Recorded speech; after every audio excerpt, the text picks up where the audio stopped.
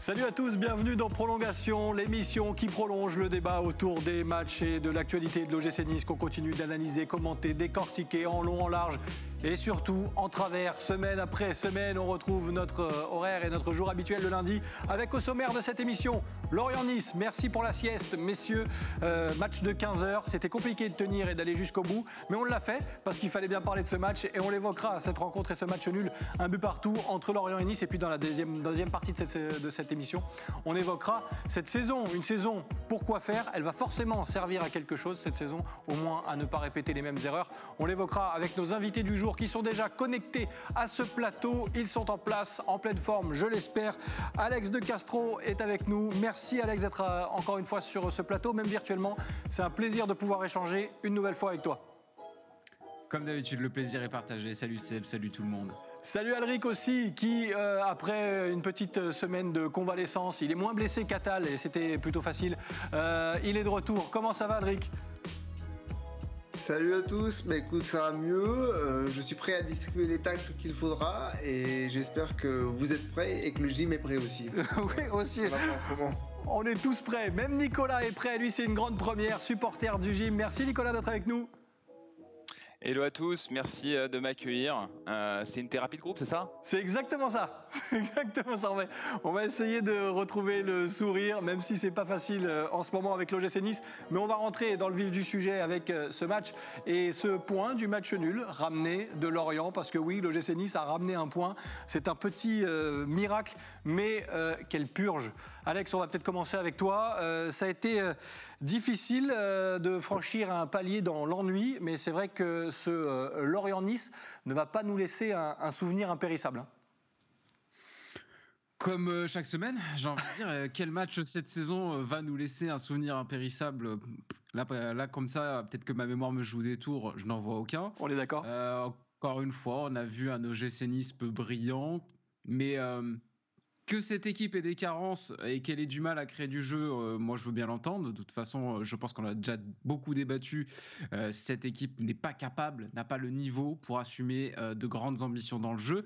D'ailleurs, c'est ce que Adrien Urset a fait depuis plusieurs semaines. Il est passé à un système de jeu qui est beaucoup moins ambitieux. On est revenu aux fameux fondamentaux. Sauf que le problème, c'est que les joueurs, ça reste toujours des gamins sans expérience, des gamins qui se regardent jouer. On n'a toujours pas les niveaux d'intensité qui vont avec. Du coup, on se retrouve avec une équipe qui subit. Elle joue bas, mais en plus, elle subit. Donc forcément, on s'ennuie parce que voilà, ça manque d'impact.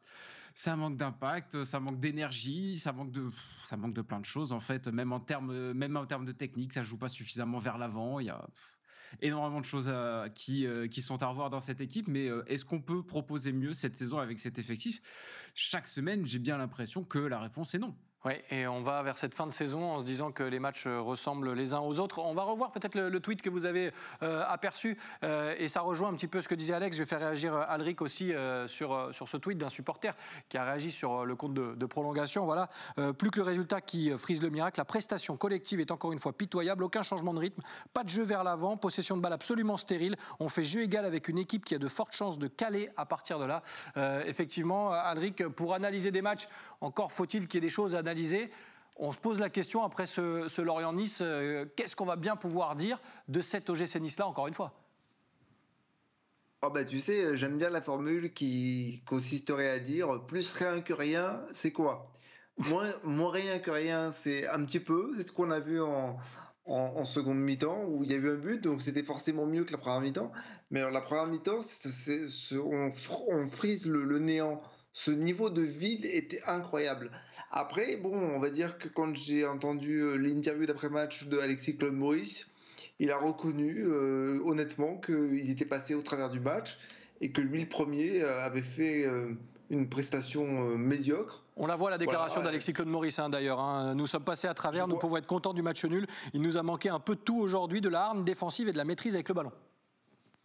Non, mais c'est clair, je peux pas dire mieux que Alex parce qu'il a tout dit et je vois pas ce qu'on pourrait rajouter.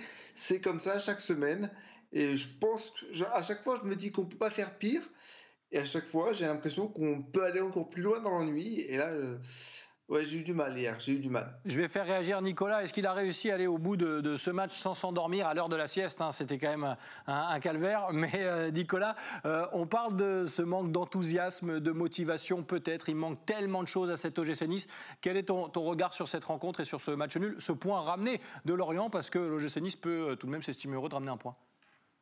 Ouais, je pense qu'on peut vraiment s'estimer heureux de ramener un point. Ce que je retiens, c'est la frilosité de l'URCA. À la fois dans ses choix, dans le choix qu'il a fait en termes de 11 et pendant le match, l'absence totale de coaching. C'est ça qui est vraiment effrayant. Je trouve que on est 12e, on n'a pas grand-chose à gagner, pas grand-chose à perdre. On se borne avec un 4-3-3 qui a jamais vraiment porté ses fruits. On se borne à titulariser des joueurs qui, dans la créativité au milieu de terrain, n'apportent vraiment pas grand-chose, qui sur les ailes font aucune différence. C'est une chose, mais encore faut-il être capable d'ajuster le tir en cours de match. Et hier, on l'a vu, je m'attendais vraiment à au moins un ou deux changements à la mi-temps. Au final, il y a eu un changement en tout et pour tout dans tout le match.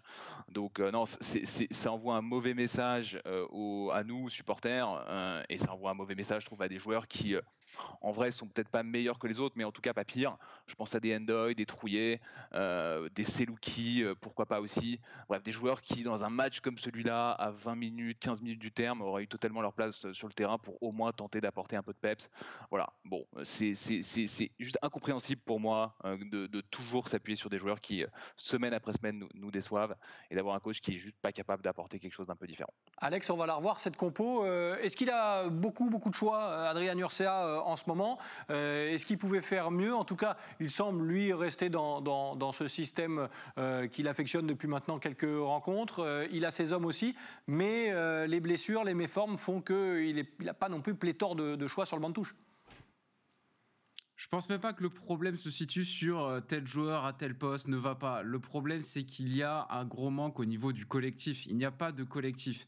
Moi, je me souviens de la conférence de presse donc annonçant l'intronisation d'Adrien Urcea. Julien Fournier nous avait précisé, bien haut et bien fort, que ce n'est pas parce qu'Adrien Urcea est l'ancien adjoint de Patrick Vieira qu'on allait être dans la continuité de ce que faisait Patrick Vieira. Et pourtant, aujourd'hui, où est la différence ? C'est-à-dire qu'on a vu quoi en termes de schéma tactique? Le 3-4-3 de Patrick Vieira, le 4-3-3 de Patrick Vieira avec Claude Maurice en numéro 8. Toutes les idées de Patrick Vieira sont là. Le changement de mentalité n'a pas eu lieu. Quelle différence aujourd'hui a provoqué Adrien Urcea? Parce que quand dans un effectif, aucun joueur ne performe, aucun joueur n'arrive à s'épanouir, le problème, c'est pas la qualité intrinsèque des joueurs, parce que je suis persuadé que les 3/4 des joueurs qui sont dans cet effectif, ils vont partir dans un autre club qui sera mieux géré. Et là, d'un coup, on va se dire « Ah, mais pourquoi il n'était pas aussi bon chez nous, celui-là ?» Ben oui, mais parce que collectivement, on ne leur offre pas le cadre pour s'exprimer et pour s'épanouir.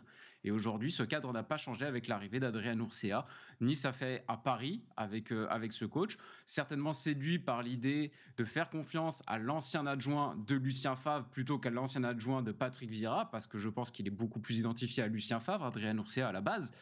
Ils ont fait ce pari, on pouvait le comprendre, maintenant le constat est là, c'est un échec. On va lire la déclaration d'Adrien Urcea d'ailleurs à la fin de ce match face à Lorient. Au vu de la physionomie du match, Lorient méritait plus, mais je retiens le positif. Notre série continue. Ce point prendra de la valeur si on gagne contre Marseille. Alric, il essaye de se persuader là un petit peu Urcea et de se dire bon, effectivement, l'OGC Nice en championnat reste sur 3 matchs sans défaite. Ça suffit, on s'en contente en ce moment, Alric? Bah, de toute façon, qu'est-ce que tu veux qu'on fasse d'autre? Là, il fait de la com, histoire de dire que... Ouais, mais il fait de la com pour sauver un peu les meubles, mais ça revient à dire un peu ce que disait Patrick Vieira. Bon, on n'est pas les pires, mais on n'est pas les meilleurs, mais on n'est pas les pires. Bon, c'est pas grave. Donc oui, on peut dire que la série continue, mais bon, c'est clair que contre Marseille, si on produit une prestation identique à celle que contre Lorient, on en prendra 4. Il y aura strictement rien à dire, et puis voilà, on sera à notre place. Nicolas, c'est vrai que Urcea est pointé du doigt forcément, hein, mais qui n'est pas pointé du doigt en ce moment du côté de l'OGC Nice, que ce soit les joueurs, les dirigeants aussi. On va lire d'ailleurs un tweet envoyé par un supporter qui réagit lui aussi hein, après ces rencontres qui se suivent et qui se ressemblent, on le disait. Et le supporter en question nous parle aussi du coach Adrien Urcea. Que dire? Aucune envie, aucune combativité, le néant total à part le but de Miziane. Notre coach n'a toujours rien compris à ce que je vois. Les matchs se suivent et se ressemblent, le maintien n'est toujours pas acquis. Et samedi, je pense pense qu'on va souffrir contre l'OM. Alors on en parlera du match face à l'OM, mais pour revenir sur ce match face à Lorient, pour toi Nicolas, tu l'as évoqué un peu avec la compo tout à l'heure, Urcea patauge, il a repris un effectif proche du néant et il poursuit le néant finalement. Ouais, totalement. Je suis vraiment aligné avec ce que disait Alex. Il y a une petite stat que je regardais qui est intéressante. On a encaissé des buts sur 29 matchs, toutes compétitions confondues depuis le début de saison. Dans 30% des cas, on prend un but 10 minutes après en avoir marqué un. Ça, c'est une tendance qui a émergé avec Vieira, qui se poursuit avec Urcea et qui est le signe d'un coach qui n'a aucun impact sur son effectif, qui est incapable de lui dire « les gars, on marque, on se calme, on sécurise pendant 5, 10, 15 minutes s'il faut, mais interdiction totale de prendre un but ». Voilà, de préparer ce type de scénario en amont, ça serait vraiment, je pense, un impact qu'il pourrait avoir. Manifestement, il ne l'a pas. C'est un symbole parmi d'autres d'un coach qui, à mon avis, ne sait pas manager cette équipe et ne sait pas créer cette différence qui pourrait faire en sorte que la saison se termine un peu mieux qu'elle n'a commencé. Ouais, c'est vrai, on l'a vu aussi sur ce match face à Lorient, un seul changement, on s'est dit tiens, pourquoi ne pas changer plus de choses. On est un peu, Alex, est-ce qu'on doit être dur avec Urcea, lui qui vient là pour finalement assurer l'intérim, on le sait, ça a été annoncé jusqu'à la fin de la saison, il ne fera pas d'autres saisons à la tête de l'OGC Nice, ou alors je comprends vraiment plus rien, mais c'est vrai que on analyse ces matchs jour après jour, on essaye de comprendre aussi là où il veut aller. Est-ce que lui-même sait où il va? J'en suis pas sûr.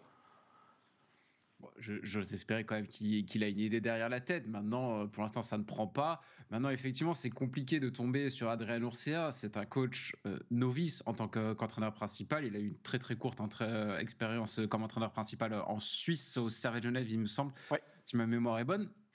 Bon, on ne peut pas demander à un entraîneur de ce calibre-là d'être un révolutionnaire et d'avoir des résultats absolument incroyables. C'est un pari qui a été tenté, ça aurait pu marcher, ça n'a pas marché. Maintenant, il récupère les pots cassés, parce que si l'effectif est dans cet état-là, tant sur le plan technique que sur le plan mental, c'est parce qu'il a accumulé aussi tous ces mois de mauvaise gestion par ce qui a été fait par le précédent entraîneur. Si Patrick Vieira n'a pas réussi, lui non plus. Voilà, c'est sûr que si on avait été chercher, je sais pas, un Christophe Galtier et que la situation restait la même, là on pourrait gueuler Christophe Galtier ou n'importe quel autre coach renommé de Ligue 1, un coach expérimenté. Là on pourrait avoir des attentes. Adrien Urcea, on ne peut pas en avoir. D'ailleurs, de ce que j'entends, de ce que je sais, Adrien Urcea est plutôt destiné à retrouver un rôle d'adjoint à l'avenir quand un nouveau coach arrivera. C'est un intérimaire et pour l'instant, il n'arrive pas à proposer plus et à montrer qu'il pourrait être plus qu'un intérimaire, tout simplement. On va essayer, nous, de se projeter dans un instant avec le deuxième débat de cette émission, puisqu'effectivement, il n'y a pas grand-chose à dire sur ce match à Lorient. On va quand même regarder le classement, parce que ce point pris installe confortablement l'OGC Nice dans ce magnifique ventre mou que vous allez découvrir, puisque le gym est là, voilà, 12e, bien en place, avec plus grand-chose à jouer, même si, attention, parce qu'il va falloir éviter les mauvaises surprises, avec un match, on y reviendra aussi en fin d'émission, face à l'Olympique de Marseille, donc il va falloir prendre des points, et ça, c'est encore pas gagné. Mais voilà où se situe l'OGC Nice aujourd'hui. On tourne la page de cette belle affiche à Lorient pour évoquer cette saison de façon plus large et la suite, évidemment. Une saison, pour quoi faire? On se pose la question, on vous la pose aussi, messieurs. Alric, peut-être pour démarrer. Alors, a priori, même si, encore une fois, ça peut aller très vite en football, l'OGC Nice ne devrait pas avoir grand-chose à jouer et devrait se contenter de ce ventre mou d'ici la fin de ce championnat. On est d'accord sur le constat. La saison est complètement ratée à beaucoup de niveaux. Est-ce qu'elle va servir à quelque chose cette saison? Il va falloir en tout cas. Il faudra bien prendre note de toutes les erreurs qui ont été commises cette saison. Réfléchir déjà à ce qu'on a vraiment à ce qu'on a envie de faire pour la saison prochaine, réfléchir à quelles sont les ambitions et si on a vraiment les moyens de nos ambitions. Et puis se donner les moyens. Oui, il va falloir tout reprendre à zéro, prendre un vrai coach qui va pouvoir faire progresser les jeunes joueurs, puisque ça reste une volonté au club, faire progresser l'effectif, essayer d'installer l'OGC Nice à une place plus confortable. Il faudra certainement faire un gros ménage au sein de l'effectif. Il y a des joueurs qui n'ont pas leur place. Il y a des joueurs qu'il va falloir remplacer ou qu'il va falloir leur expliquer qu'ils n'ont pas la rigueur qu'il faut pour évoluer au haut niveau ou pour entrer dans le cadre d'un projet comme celui d'Ineos. Tu parlais de ménage, pardon Alrika, je te coupe, tu parlais de ménage, mais c'est le cas aussi d'un supporter qui nous dit cette saison doit servir à faire le ménage à tous les étages, direction, joueurs, staff sportif et médical, une fois que le maintien est assuré. C'est exactement le discours qu'on avait l'année dernière avec le fameux train Ineos. C'est exactement le discours des dirigeants de l'année dernière à la même époque. Ça veut dire qu'on est en train de revivre une énième saison de transition. Clairement. Oui, c'est la troisième. C'est la troisième saison de transition en 3 ans, 3 saisons de transition. C'est ce que je dis. Supporter d'un club en transition depuis 3 ans. Le problème, c'est que la transition, ça sert pour amener quelque chose de positif, quelque chose qui évolue. Et on stagne depuis 3 ans. Donc là, il va vraiment falloir se poser les vraies bonnes questions et se donner les moyens de ses ambitions si on en a vraiment. Parce que là, aujourd'hui, on est un club qui n'a pas d'ambition, qui est ridicule parce qu'il affiche des prétentions plutôt élevées en début de saison. On n'ira pas faire de la figuration en Europe. On a l'effectif pour jouer sur tous les tableaux et on se fait rouster de tous les côtés. Et ça, c'est pas envisageable. Ne serait-ce que pour le respect de l'institution, le respect des supporters, je peux pas envisager que ça ne change pas pour l'année prochaine. Nicolas, sinon, il faudra s'en contenter, quoi. Voilà, c'est tout. Juste avant de faire réagir Alex aussi, Nicolas, pour toi, c'est l'heure du ménage aussi. Cette saison, elle doit servir à ça. Regarder tous les points qui n'ont pas été, et il y en a pas mal, pour repartir presque de zéro, même si l'OGC Nice a aujourd'hui ce que beaucoup de clubs de Ligue 1 n'ont pas, à savoir un actionnaire majoritaire solide. Mais ça suffira peut-être pas. Oui, totalement. L'an dernier, comme disait Alex, il y avait cette image du train de River et qui était essentiellement focalisée, on va dire, sur les joueurs. Cette année, je pense qu'il faut élargir le prisme et clairement s'attaquer à des sujets beaucoup plus structurels qui sont un petit peu latents depuis plusieurs saisons. Je pense aux problèmes de blessures, d'une incapacité chronique à remettre les joueurs d'aplomb après des blessures. On le voit, des joueurs comme Camara, Boudaoui, je parle même pas de Datal, qui sont juste incapables de retrouver leur niveau d'avant blessure. Il y a le sujet du recrutement.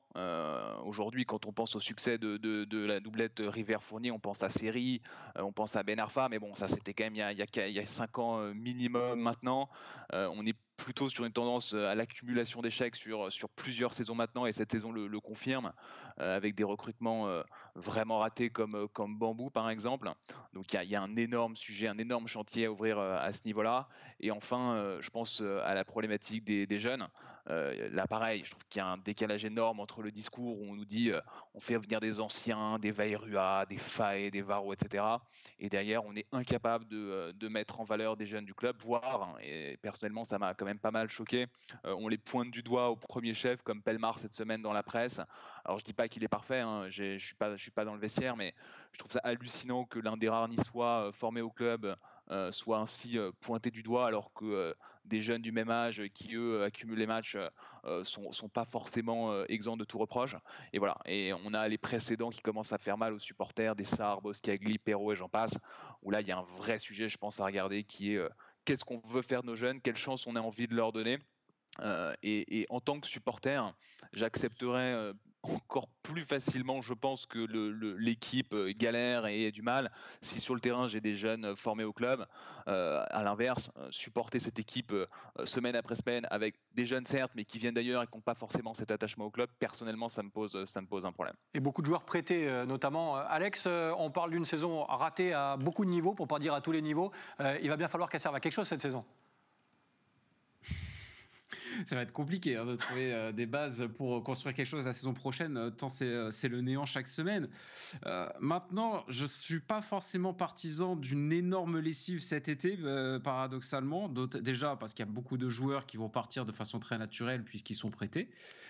Et je pense qu'à un moment donné, il va falloir passer la seconde au niveau du projet Ineos et passer aux investissements sur autre chose que sur des gamins. Ça serait pas mal. Et acheter des joueurs confirmés. C'est surtout ça. Si on achète déjà ne serait-ce que 4 joueurs confirmés pour renforcer chaque ligne, déjà je pense que ça aiderait beaucoup pas mal d'autres joueurs qui sont dans cet effectif à mieux évoluer. Il va falloir être persuasif, parce que pour faire venir des 4 joueurs tauliers de Ligue 1 dans une équipe de l'OGC Nice qui vient de faire une saison catastrophique, qui ne jouera pas l'Europe a priori l'année prochaine, il va falloir trouver les bons arguments aussi. Il va falloir sortir le chèque. Et c'est pareil pour le coach. Oui, mais bien sûr. Mais après, attention, Nice aura toujours des arguments. Financier. Force. Il y a l'argument financier, il y a l'argument d'un club de Ligue 1 bien installé. On va parler également de la ville qui est extrêmement attractive. Je pense qu'aujourd'hui, tu as le choix entre Nice et les 3/4 des autres villes françaises et des autres clubs de Ligue 1 à salaire égal.